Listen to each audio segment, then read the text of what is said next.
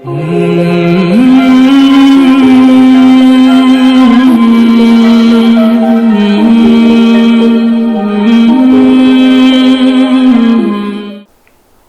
السلام علیکم۔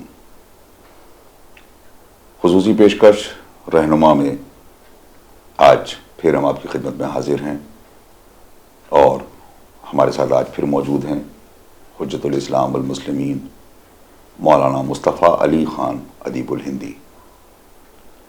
ناظرین، ایک چھوٹا سا تعارف اس وقت کا جس کا سامنا امام حسن علیہ السلام کو کرنا پڑا۔ بعد رسول فوری طور پر نظام ولایت جس کی بنیاد میں اللہ نے خود کو رکھا تھا اس پر شدید حملہ، اس کے بعد کچھ اہم شخصیتوں کو نوازا جانا، اسلام میں بدعتوں کا ایجاد، بعض واجبات کے اوپر حملے، جو لوگ رسول اللہ کے ذریعے مردود بارگاہ ہو گئے تھے ان کو واپس بلایا جانا، اور ان حالات سے گزرنے کے ساتھ ساتھ امیر المومنین کو جب خود اقتدار دیا گیا تو اس وقت میں یہ چیزیں اتنی شدت اختیار کر چکی تھیں کہ امیر المومنین کو 3 محاذ پر جنگ لڑنی پڑی اور آپ کی حکومت کا پورا دور تقریباً اسی مصیبت سے دوچار رہا۔ اس نے پہلی منزل پر وہ اہم شخصیتیں سامنے آئیں کہ جو کل خصوصی مراعات حاصل کر رہی تھیں اپنی شخصیتی بنیادوں کے اوپر، اس پر امیر المومنین کا اسلامی سرحدوں میں داخل ہو کر اسلامی اصولوں کے تحت پابندی لگانا، پھر ایک کیپٹلسٹ سوسائٹی جو اسلام میں ڈیولپ ہو گئی تھی اس سوسائٹی کو لگام دینا، اور پھر خود لشکر امیر المومنین میں ایک خشک مسلمانوں کا گروہ جو خارجی کے نام سے پکارے جاتے ہیں ان سے جنگ لڑنا۔ اس سب کے نچوڑ میں ایک بات اگر یہ کہہ دی جائے کہ ملوکیت اسلام کو ایک نئے رنگ میں پیش کرنا چاہتی تھی جس نے اسلام کی بنیادوں کو ہلا کے رکھ دیا، وہ حالات اور اسی کے نتیجے میں امیر المومنین کا مسجد میں شہید ہو جانا، ان تمام چیزوں نے جب امام حسن علیہ السلام کے ہاتھ میں خلافت کی باغ ڈور آئی تو اس وقت اتنے عجیب و غریب حالات پیدا کر دیے تھے کہ آپ کے پاس کوئی چارہ نہ تھا سوائے اس کے کہ جو وقت کا سب سے بڑا ملعون تھا، جو وقت کا سب سے بڑا وقت پرست تھا، اس سے صلح کرنا۔ اور ظاہر ہے کہ ایک طویل عرصہ 10 برس کا عرصہ کم نہیں ہوتا ہے، اس عرصے میں امامت کے فرائض بھی انجام دینا، جو ذمہ داریاں اللہ کی طرف سے عائد کی گئی ہیں ان کو پورا بھی کرنا، اور سماج اور سوسائٹی کو فنا سے بقا کی طرف لے جانا، یہ سارے کام امام حسن علیہ السلام کے سپرد کیے گئے، اور امام حسن علیہ السلام اپنی زندگی کو یہی کرتے ہوئے اپنے ہی گھر میں ایک خاموش موت کو گلے لگا کر سو گئے۔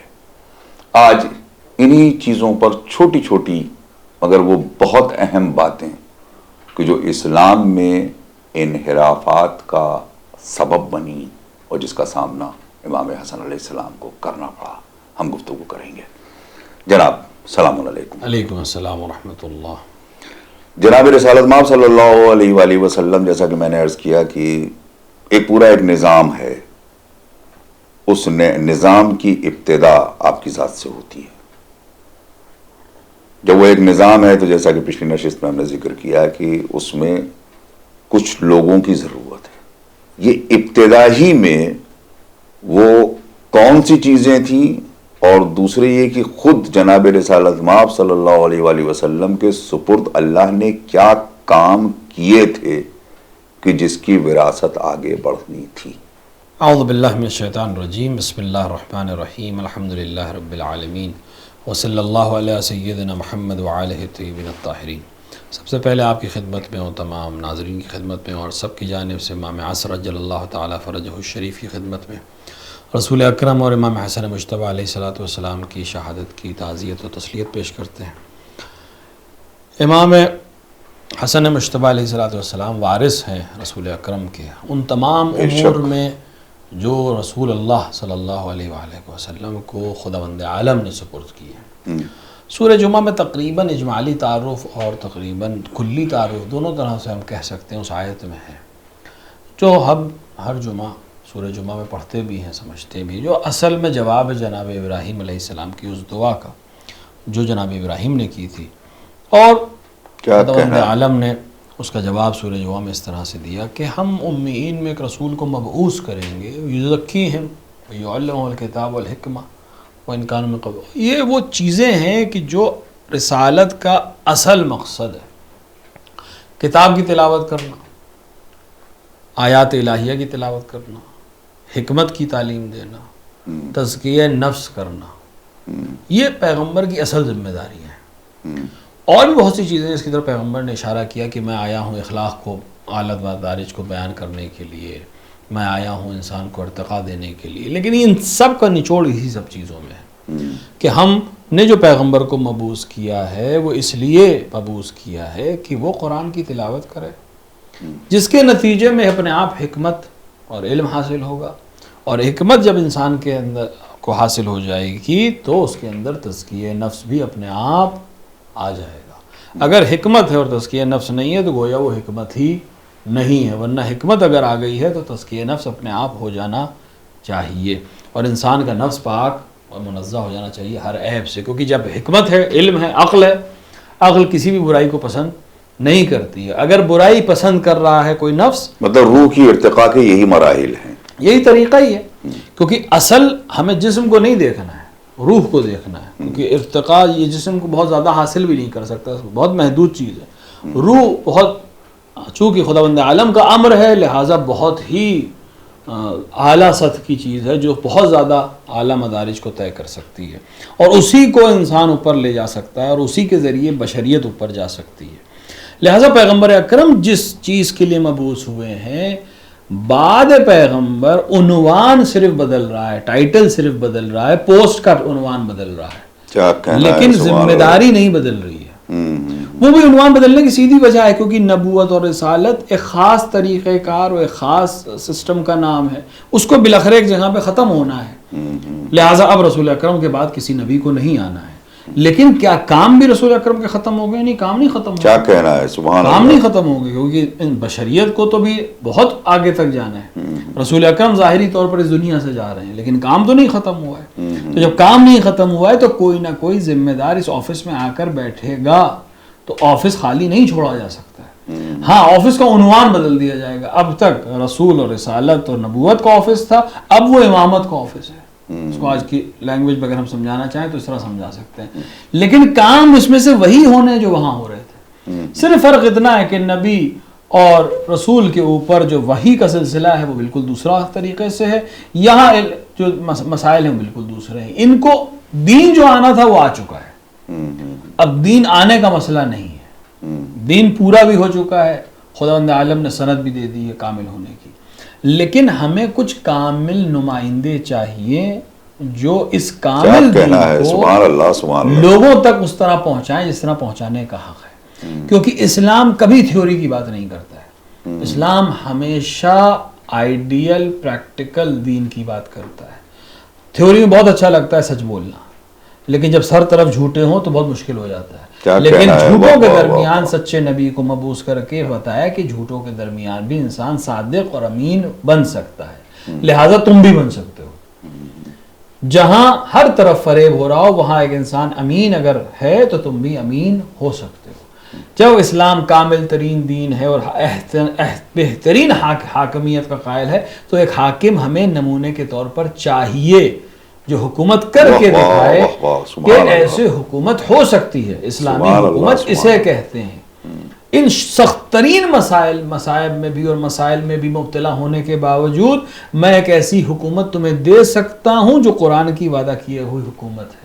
اگر شرائط اس سے بہتر ہوتے تو اور بہتر میں تمہیں دیتا, لیکن اس کے باوجود میں تمہیں ان 4 سال کچھ مہینے کی حکومت میں ایک آئیڈیل حاکم کیسا ہونا چاہیے جو اسلام کو پسند کرتا ہے اور اسلام جسے پسند کرتا ہے اور تعریف کر رہا ہے بعد رسول, وہ میں تمہارے سامنے دکھا کر عملی طور پر پیش کر سکتا ہوں کہ ایسی حکومت کی جا سکتی ہے کہ بادشاہ اپنے خزانے نہ بھرے, بادشاہ اپنے رشتہ داروں کو نہ لے جائے, بادشاہ بیت المال کو بانٹ کر غنی نہ کہلائے, بادشاہ اپنے رشتہ داروں کو ہائیر پوسٹ پہ نہ پہنچائے, بلکہ دیکھے کون کس چیز کے لائق ہے اس سے وہ عمل لیا جائے, اور اگر کوئی غلطی کرے تو اسے کیسے سزا دی جائے, اس کے اندر کوئی کسی قسم کا تکلف ہو, کوئی فیورز نہیں, کچھ بھی نہیں. حکومت صرف وہ ہوگی جو اللہ کو پسند ہے, جو رسول اللہ کا طریقہ کار تھا, اور میں اس لیے کر کے دکھا رہا ہوں تاکہ کوئی آ کے یہ نہ کہے کہ نہیں کی جا سکتی. مجھے کم وقت ملا ہے لیکن میں اس کم وقت میں ایک ایسا نمونہ بنا دوں گا کہ جتنا بشریت ترقی کرتی جائے گی اس کی سمجھ میں آئے گا کہ میں نے کون سی حکومت کس حال میں انجام دی ہے. امام حسن اس حکومت کے وارث ہیں, اور نہ صرف وارث ہیں بلکہ اس حکومت میں شریک کار ہیں. ٹھیک ہے کہ آپ عملی طور پہ کسی بڑی پوسٹ پہ نہیں دکھائی دے رہے, کیونکہ امیر المومنین کا ہدف بھی نہیں تھا کہ اپنے بیٹوں کو پوسٹ دیں گے وہ, لیکن آپ شریک ہیں. اگر امیر المومنین کا ساتھ دینے کے لیے امام حسن نہ جاتے تو جنگ جمل میں جو لوگ امیر المومنین کی طرف سے لڑنے کوفے سے آئے وہ نہیں آتے. یہ امام حسن علیہ السلام کے وجود مقدس کی وجہ سے تھا کہ آپ نے جا کے کوفے میں تقریر کی اور لوگ پھر امیر المومنین کے لشکر میں داخل ہوئے ہیں, ورنہ امیر المومنین کے لشکر میں لوگوں کی تعداد بہت کم تھی, کیونکہ ایک ایسا فتنہ ہی تھا کہ لوگوں کے لیے بہت مسئلہ تھا اس موقع پہ جانا. یا جنگ صفین میں امیر المومنین کا ساتھ دینا, جنگ نہروان میں شرکت کرنا, خطبے دینا, اس طرح کے مسائل. یہ بتا رہا ہے کہ امام حسن ایک اہم رکن ہے اس حکومت کا, اور امام حسن وارث ہیں اس حکومت کے. اور یہی وجہ تھی کہ جب بعد شہادت امیر المومنین علیہ السلام امام حسن کو خلافت ظاہریہ حاصل ہوئی تو جن لوگوں نے امیر المومنین کی بھی بیعت نہیں کی تھی انہوں نے بھی امام حسن کی بیعت کی. یہ مقبولیت امام حسن کو بھی بتا رہا تھا, اور امام حسن کے اندر وہ کس حاکم کو دیکھ رہے تھے اس کی جھلک بھی سمجھ میں آتی ہے کہ وہ کس چیز کا انتظار کر رہے تھے, کہ ہم ان کو کسی طرح کی کوئی پریشانی نہیں تھی سوائے کچھ خاص لوگوں کے جن کے اپنے مفاد الگ سے تھے. اور انہوں نے امام حسن کی بیعت کی اس لیے کہ وہ فرد کامل کو دیکھ رہے تھے سامنے, جو رسول اللہ کا بیٹا بھی ہے قرآن کے لحاظ سے, رسول کا نواسا بھی ہے, رسول کا وارث بھی ہے, اور اہلیت رکھتا ہے حکومت کرنے کی اور نفوس کو اعلیٰ تر درجے پر پہنچانے کی, جو اصل ہدف ہے حکومت کو انجام دینے کا. لہٰذا یہ جو حالات پیش آئے ہیں, ان حالات میں امام حسن کا اس طرح سے حکومت کو حاصل کرنا اور پھر اس طرح سے اقدامات کو کرنا, اور ہمارے لیے ضروری ہے کہ ہم صلح کے ساتھ ساتھ, میں اکثر کہتا ہوں کہ امام حسن امام ہیں, امام واجب العطاء ہیں. بہت سے عمل امام کے ایسے ہوں گے جو ہماری سمجھ میں نہیں آئیں کیونکہ ہماری فکر بہت چھوٹی ہے, ہماری فکر بہت کوتا ہے.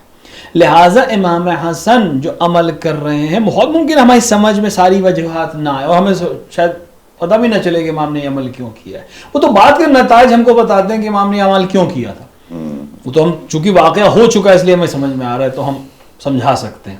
لیکن امام علیہ السلام کو یہ ہمیں سمجھ لینا چاہیے کہ امام معصوم ہے, وہ جب عمل کر رہا ہے تو اس میں مشیت الہی کے علاوہ کسی اور چیز کا دخل ہو کیا کہنا ہے. سبحان اللہ. بہت سے لوگ یہ جملہ کہتے ہیں, مثال کے تو اپنوں کے درمیان بھی بات آ جاتی ہے کہ صاحب وہ امام حسن مثلا صلح پسند تھے اور امام حسین مثلا جنگ پسند تھے. اس طرح کے جملے آتے ہیں, اور اس طرح کے جملے بولنے والے کو تنبیہ ہونا ضروری ہے کہ یہ جملہ بالکل خلاف مزاج امامت اور نبوت ہے.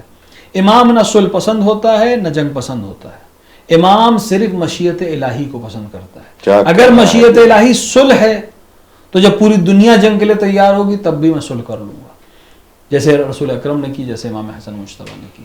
اور اگر پوری دنیا صلح کرنے کی بات کر رہی ہو اور حالات جنگ کے بالکل نہ ہو لیکن مشیت الہی جنگ کرنا ہو تو 313 ہوں گے تب بھی لڑ جائیں گے, 72 کیا کہنا ہے. سبحان اللہ. تو ہمیں اللہ کی رضا سے مطلب ہے, ہمیں نہ فگر سے مطلب ہے نہ سرکمسٹانسز سے مطلب ہے, کسی چیز سے مطلب نہیں ہے. اگر اسلام کی ترویج کے لیے بقا کے لیے صلح قائم کی چیز ہے ہمیں صلح پسند ہے. اگر اسلام کی بقا کے لیے تلوار کام کی چیز ہے تو ہم تلوار ایسی چلائیں گے کہ دنیا میں اس کا کوئی ثانی تمہیں نظر نہیں آئے.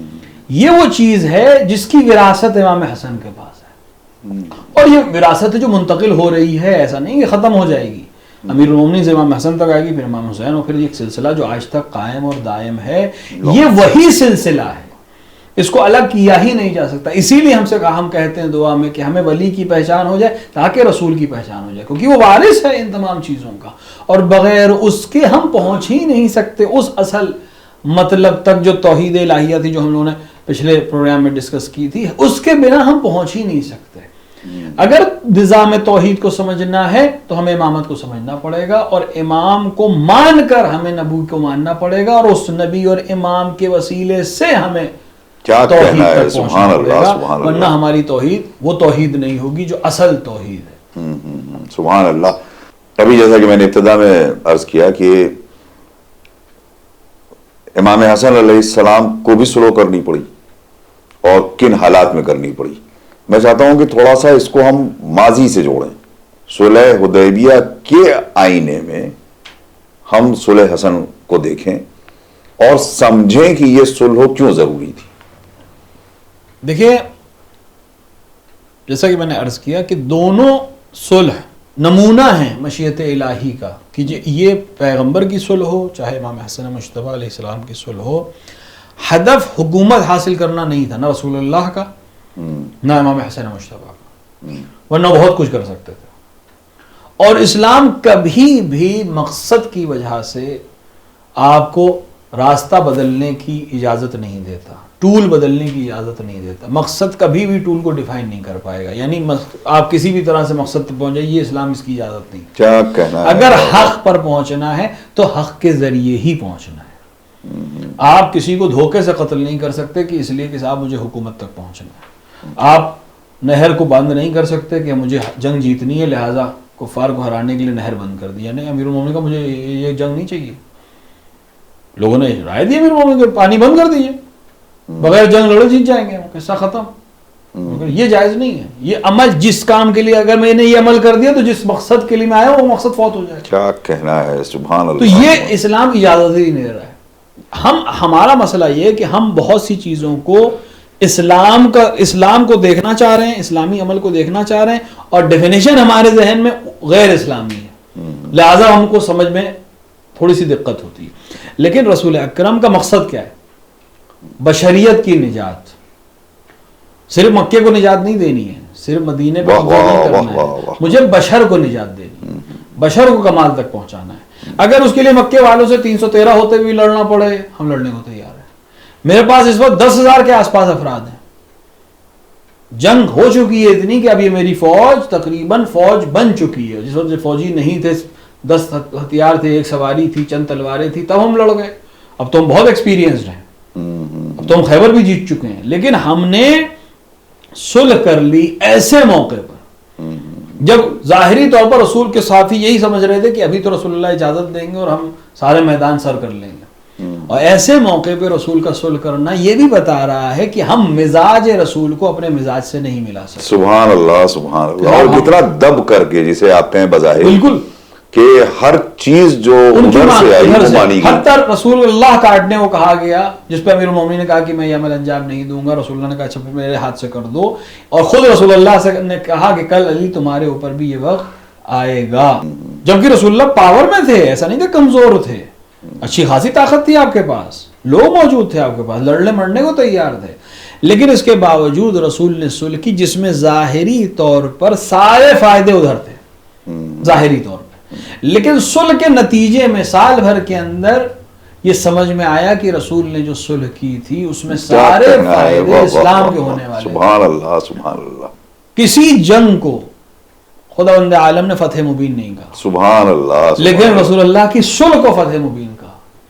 اور نتیجہ کیا ہوا کہ فتح مکہ اس طرح سے حاصل ہو گئی جو شاید جنگ کی صورت میں اور اس سے زیادہ قربانی کو طلب کرتی, اور شاید اس سے زیادہ خون ریزی ہوتی, اور حرمت کعبہ بھی پامال ہوتی, اور بہت سے مسائل ہوتے اس میں. جب یہ فرد جو آج یہاں مسلمان ہو کر آیا تھا, آج ہم واپس کر رہے ہیں کسی بھی وجہ سے, جب یہ وہاں اپنوں کے درمیان جائے گا اور اپنے اخلاق کو پیش کرے گا, اپنے عمل کو پیش کرے گا, تو یہ اپنے آپ اسلام کا قاصد ہو جائے گا، اپنے آپ لوگوں کے دل کو اسلام کے لیے نرم کرے گا، جو نتیجہ ہم نے بعد میں دیکھا۔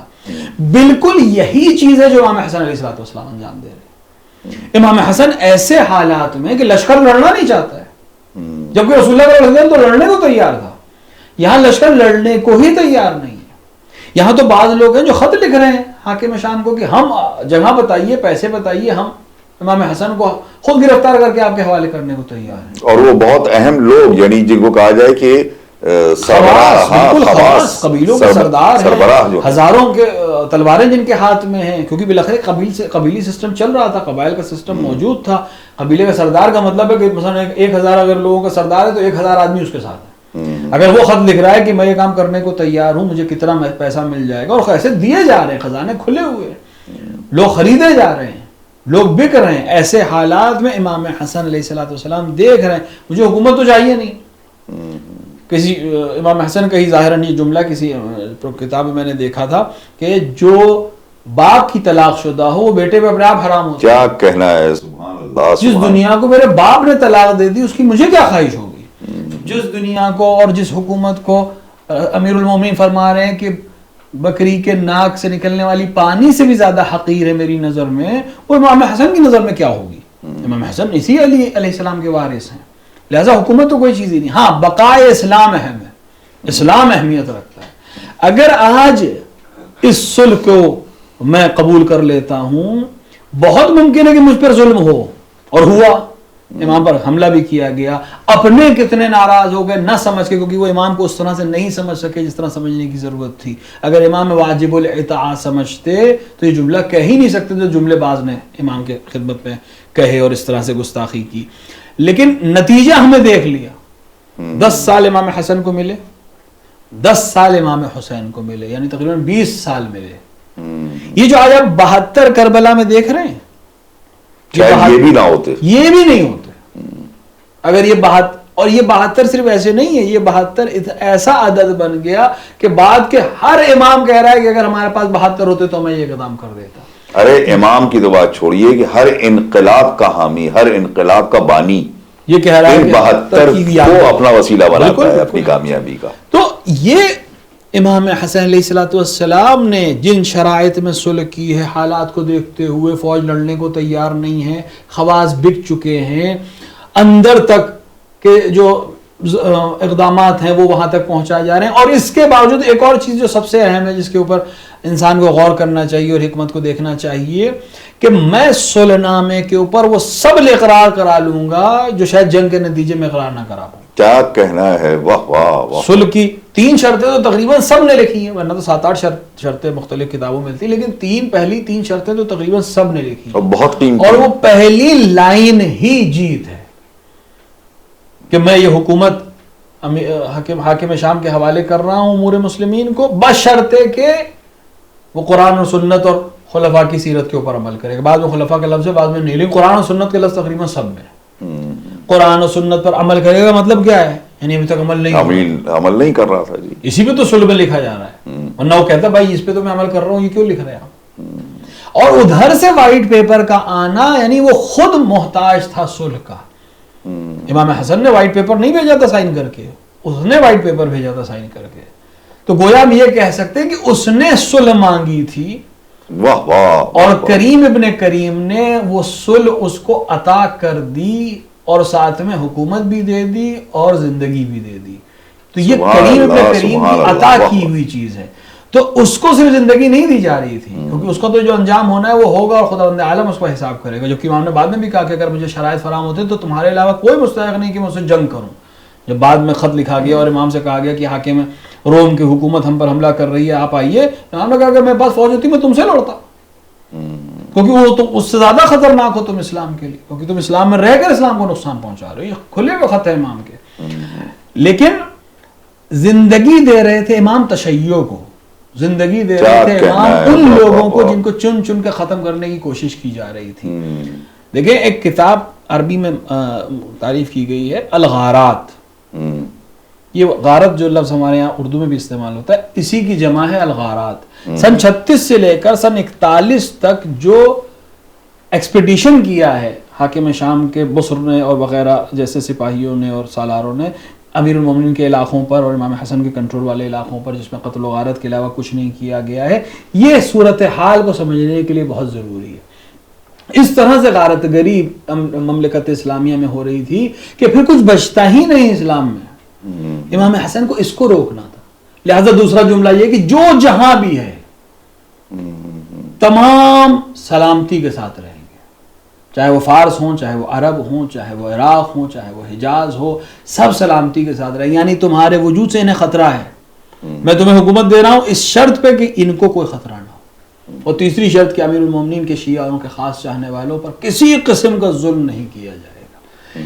یہ تین اہم شرطیں ہیں صلح نامے کی، جس کو سب نے نقل کیا ہے، اور اس کا ان کا لکھا جانا اور سائن ہونا وہ الگ بحث ہے کہ اس نے کسی شرط پہ عمل نہیں کی، اور یہ خود اتنا کھلم کھلا اس کی مخالفت اس کی اگینسٹ جا بھی نہیں سکتا تھا وہ، کیونکہ جب سلو ہوئی ہے تو اس میں ظاہر ہے بڑے بڑے اصحاب اس وقت موجود ہیں، بہت معزز ترین شخصیت ہیں اس وقت بھی زندہ ہیں، تو یہ چاہتا بھی نہیں تھا کہ بلیک لسٹڈ ہو جائے کھلے عام، تو وہ جو اس نے جرائم انجام دیے وہ اتنا چھپ کے نہ دے پاتا اگر یہ سلو نامہ نہ ہوتا تو جس طرح قتل و غارت ہو رہی تھی بھی کوئی بھی نہیں بچتا۔ اب اس نے ایسا نہیں کہ اس نے نہیں کیا، اس کے بعد بھی اقدام اس نے اقدام کیا، لیکن اس طرح سے قتل و غارت نہیں ہوئی، جس کے نتیجے میں امام کو اتنا وقت ملا کہ وہ تربیت کر سکیں کچھ افراد کی، کہ کل اگر حسین ابن علی کو افراد کی، امام حسین جانتے تھے امام حسن مجتبیٰ کہ کل حسین ابن علی کو صلح کے سامنے صلح نامہ پیش نہیں ہوگا اور شرائط ایسے نہیں ہوں گے کہ وہ صلح کریں گے، کل جنگ کرنی ہے، تو حسین ابن علی کے لیے افراد کو فراہم کرنا اس وقت کے امام کی ذمہ داری ہے، اگلے امام کے لیے افراد کو فراہم کرنا۔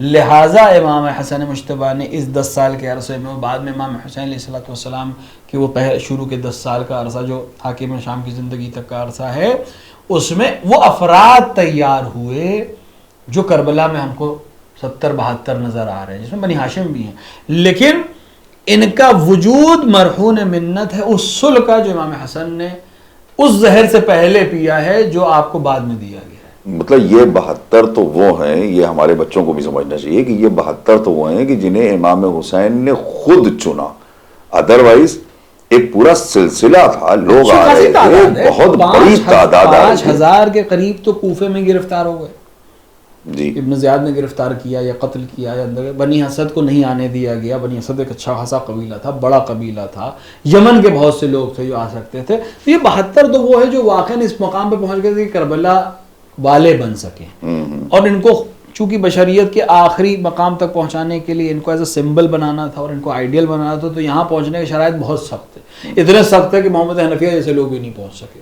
لہٰذا یہ وہ چیز ہے۔ لیکن اس کے باوجود اور افراد تھے، مدینے میں لوگ تھے، مکے میں لوگ تھے، حتیٰ کوفے میں لوگ تھے یا قید تھے یا کسی وجہ سے نہیں پہنچے، بصرے میں لوگ تھے، یمن میں لوگ تھے، یہ افراد کہاں سے آ گئے؟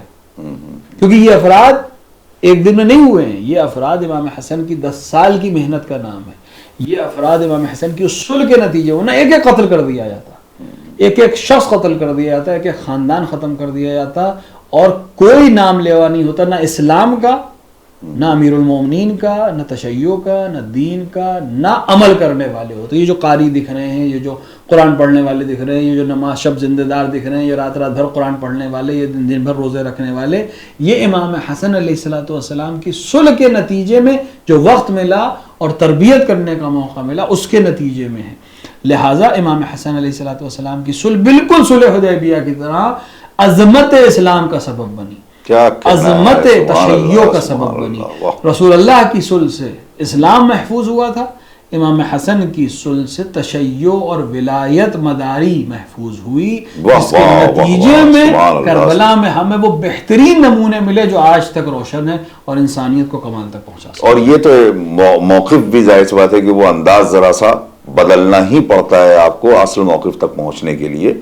امام حسین علیہ السلام نے یہ سمجھ لیا تھا اور یہ بتا بھی دیا تھا سب کو کہ اب یہاں پر حکومت حاصل کرنے سے یا جان بچا لینے سے اب دین نہیں محفوظ رہے گا، بلکہ جان دینے سے محفوظ ہوگا۔ اس لیے آپ بار بار کہہ رہے تھے کہ وہی میرے ساتھ چلے جو قتل ہونا چاہتا ہے، تو اسی میں وہ آپ کے ساتھ سب لوگ ہوئے۔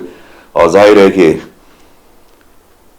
عجیب و غریب وہ جملہ امام حسن علیہ السلام کا، جس وقت آپ کے کلیجے کے ٹکڑے تشت میں گر رہے تھے، اس وقت میں آپ کا امام حسین علیہ السلام کا تشریف لانا، رونا اور ان کے گلے میں باہیں ڈال کر امام حسن کا کہنا لا یوم کا یوم ابا عبداللہ.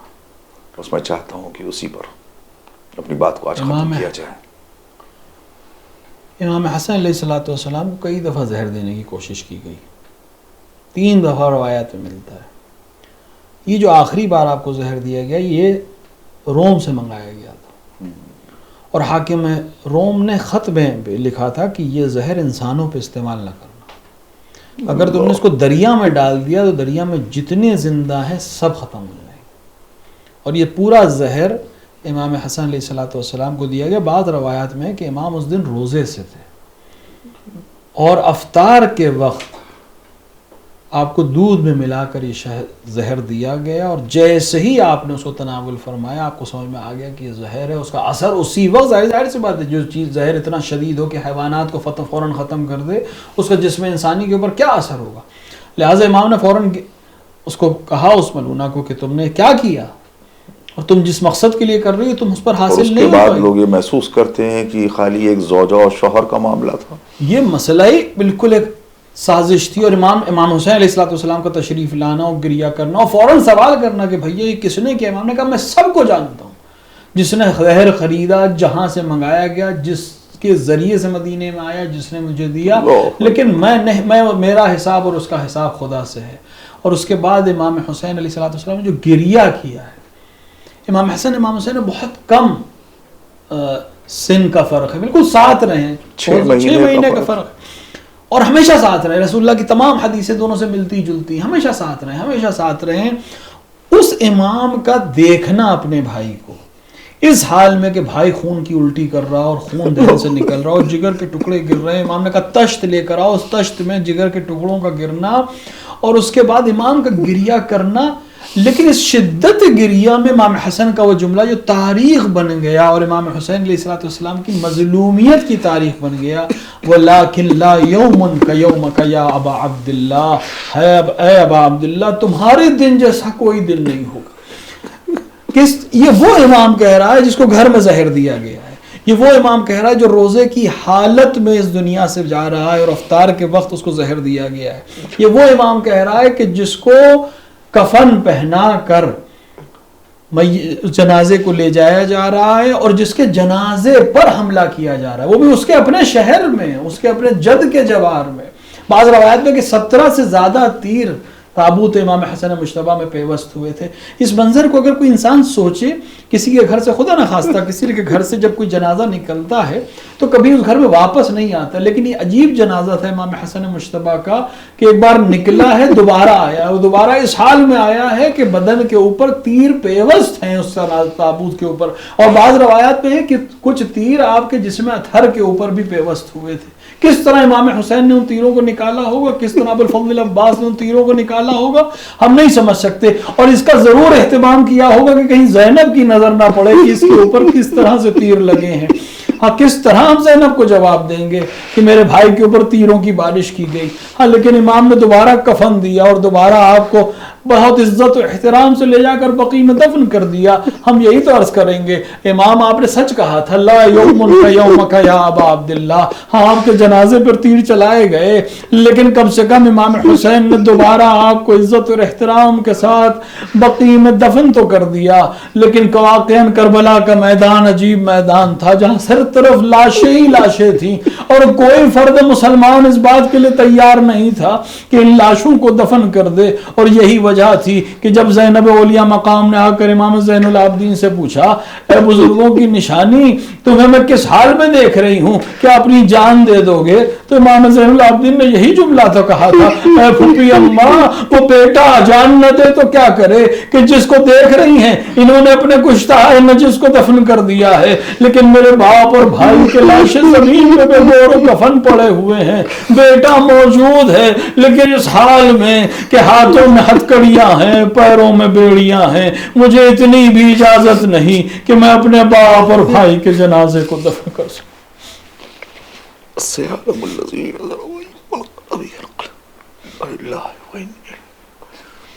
سمجھ میں نہیں آتا کس انداز سے اس دکھیا ماں کو پرسا دیں، کس طریقے سے اپنے وقت کے امام کو پرسا دیں۔ ہم تو ایک گھڑی کے لیے سوگ منا کر نکل جاتے ہیں، مگر ان آنکھوں کا کیا کریں کہ جو ہمیشہ ہر لمحہ خون کے آنسو روتی ہیں۔